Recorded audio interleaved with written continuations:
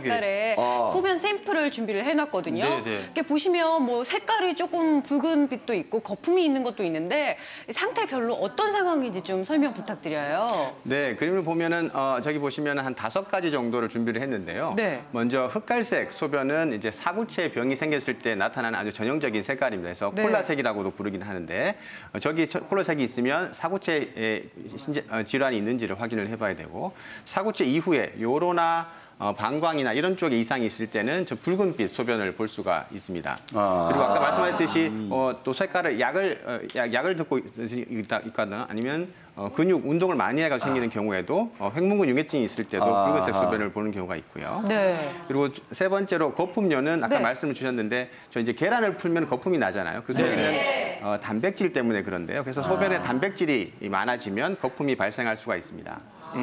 그리고 네 번째하고 5번째 보면 밝은 노란빛과 옅은 노란빛이 있는데 네네네. 이것은 수분 섭취가 충분하면 이제 옅은 색깔로 색깔이 나오고 수분 섭취가 부족해서 탈수가 의심이 되는 경우에는 저렇게 소변 색깔이 진해질 수가 있습니다.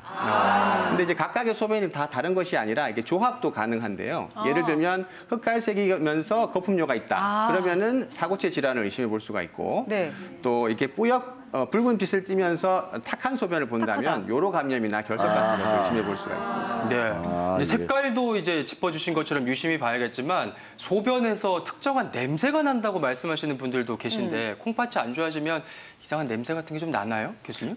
네. 특히 이제 요로 감염이 있을 때 악취가 날 수가 있습니다. 그래서 악취가 있을 때는 반드시 다른 소변 증상이 있는지 혹은 발열이나 이런 것이 있지 않은지를 봐서 요로 감염을 의심해 볼 수가 있는데요.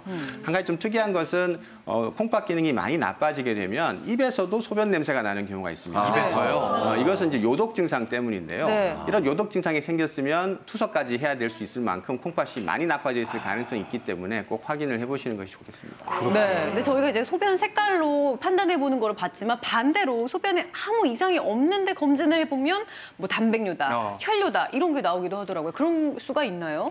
네, 아주 이제 미량이 있을 때 예를 들어서 색깔은 괜찮지만 혈뇨가 있을 때를 현미경적 혈뇨 혹은 이제 거품이 없지만 단백뇨가 있을 때는 미세 단백뇨 이런 이제 표현을 쓰는데요.